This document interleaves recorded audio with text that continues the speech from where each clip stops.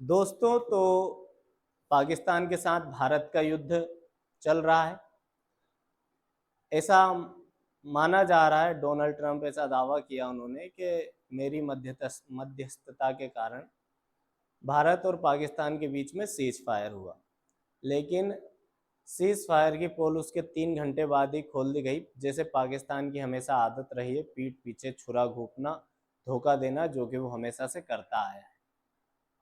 इन सभी के बीच में जो एक सबसे बड़ा सवाल सभी भारतीयों के मन में घूम रहा है, ये एक राजनीतिक सवाल भी हो सकता है कि भाई मोदी जी को भी इंदिरा गांधी की तरह कुछ करना चाहिए। एक राजनीति प्रेरित सवाल है। कांग्रेसी सभी अपने नेता इंदिरा गांधी की बड़ाई कर रहे हैं, करनी भी चाहिए, करते हैं सभी अपने नेताओं की। भाजपा वाले भी मोदी जी का महिमा मंडन करते हैं कई दफा। लेकिन ये सवाल अब आम जनमानस में भी पहुंच गया है कि मोदी जी क्यों हाथ बांधे बैठे हैं, जबकि आज हमारा देश इतना सशक्त है, हमारे पास हर तरह के आधुनिक हथियार मौजूद हैं, हमारी वैश्विक परिस्थिति इतनी स्ट्रोंग है जो पहले कभी नहीं रही, आर्थिक स्तर पर भी हम इतने ज़्यादा मजबूत हैं, फिर भी मोदी जी बड़ा कदम लेने से पीछे क्यों हट रहे हैं। ठीक है, सीज फायर होना जरूरी है, युद्ध कभी भी जायज नहीं कहा जा सकता, क्योंकि युद्ध में सैनिक तो खड़े ही हैं, सैनिक तो शहीद होने के लिए तैयार है, अपने देश के लिए हमेशा रहे हैं, शहीद होते रहे, अभी भी खड़े हैं और आगे भी खड़े रहेंगे। देश की जनता भी सभी सैनिकों के साथ है, सेनाओं के साथ है, तीनों सेनाओं के साथ है। देश की सभी राजनीतिक दल, चाहे पक्ष हो विपक्ष हो, सब सरकार और सरकार के निर्णयों के साथ है कि आप निर्णय लीजिए।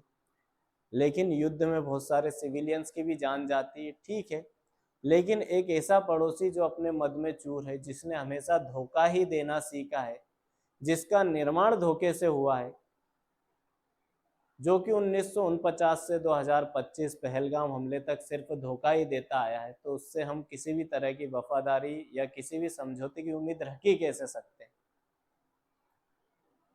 अब तो लोगों के मन में यह आने लगा, कहीं मोदी जी के मन में कोई खौफ तो नहीं, क्योंकि ठीक है, सीज फायर करना, शांति लाना दो देशों के बीच में जरूरी है।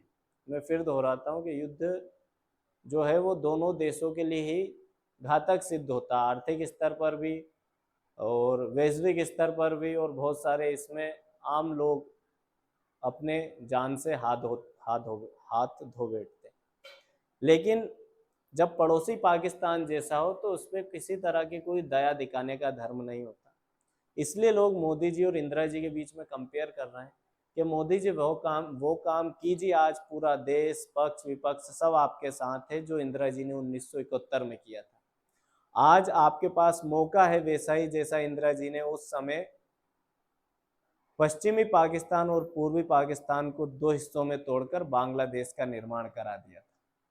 पाकिस्तान के 90 से 91 हजार सैनिकों को आत्मसमर्पण करना पड़ा था भारतीय सेना के सामने।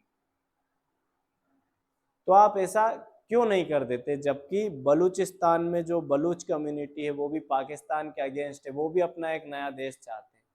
तो आपके पास वो मौका है कि आप चाहें तो फिर से पाकिस्तान को दो हिस्सों में तोड़कर इतिहास के पन्नों में हमेशा हमेशा के लिए अमर हो सकते हैं। देश की जनता की आंखों में आपके प्रति जो विश्वास है वो और बढ़ सकता है।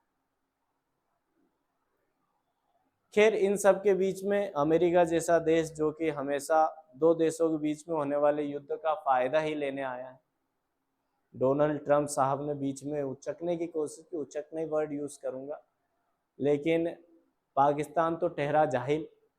कुत्ते की पूंछ कितने ही आप किसी नली में रख दो, वो सीधी तो होने से रही, कुत्ते की पूंछ हमेशा टेढ़ी की टेढ़ी ही रहेगी। मोदी जी लातों के भूत बातों से नहीं मानते, आपको कुछ बड़े निर्णय अब लेने ही होंगे। पाकिस्तान को सबक सिखाना ही होगा, क्योंकि ये हमेशा धोखा ही देता है। 1971 का युद्ध हो, बालाकोट में हमने देखा, पठानकोट में हमने देखा, अभी 2025 में पहलगाम में हमने देखा। इसकी फितरत है आतंकवाद को पालना। तो बिल्कुल आपको उस समय इंदिरा गांधी को दुर्गा का रूप कहा गया था, तो मोदी जी आपको भी शिव का तांडव तो करना ही पड़ेगा।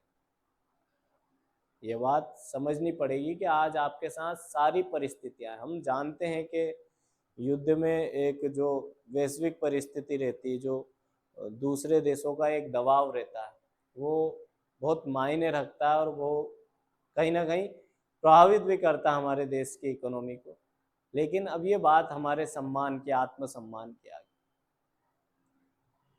हम महाराणा प्रताप के वंशज हैं, घास की रोटी खा लेंगे लेकिन अपने आत्मसम्मान के साथ कोई समझौता नहीं करेंगे।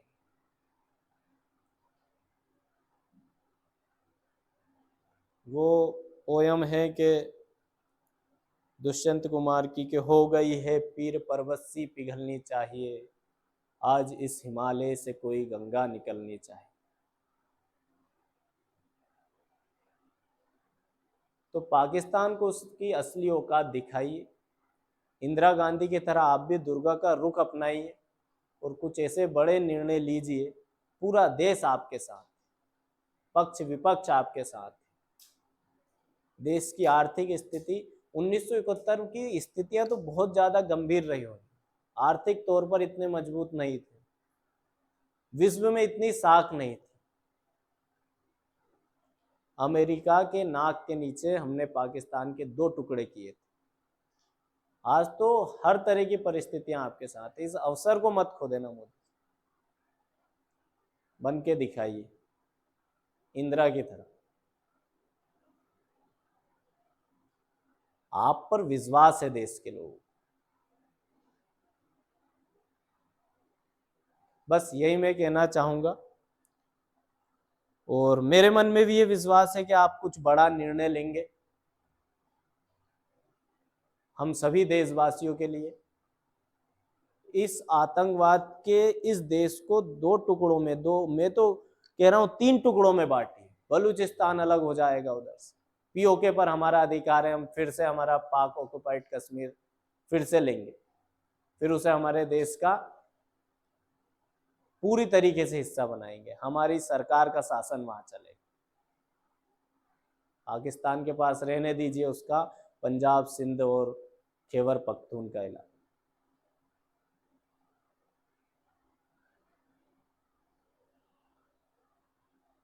देखिए मोदी जी, आने वाला जो पीढ़ियां हैं वो आपको कहीं कायर ना कह दें। आप नहीं, आपके निर्णय, आपने हमेशा पठानकोट, बालाकोट या फिर अभी पहलगाम के बाद जो स्ट्राइक्स लिए, बिल्कुल तारीफ काबिल।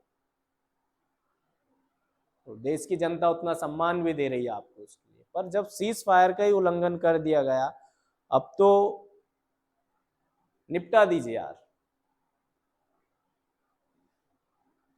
आपके मंत्री जो है वो रामचरितमानस की एक पंक्ति बोलते कि जिन में मारा ते ही मैं मारे, कि जिन्होंने मुझे मारा उन्हीं को मैंने मारा।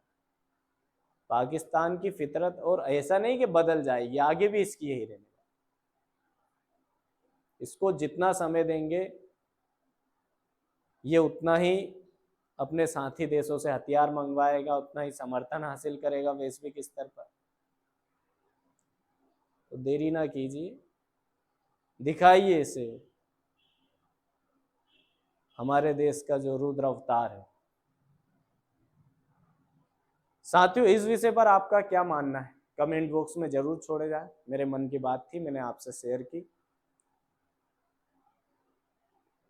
बस आप क्या चाहते हैं कमेंट बॉक्स में जरूर लिख के आए। जय हिंद, जय भारत।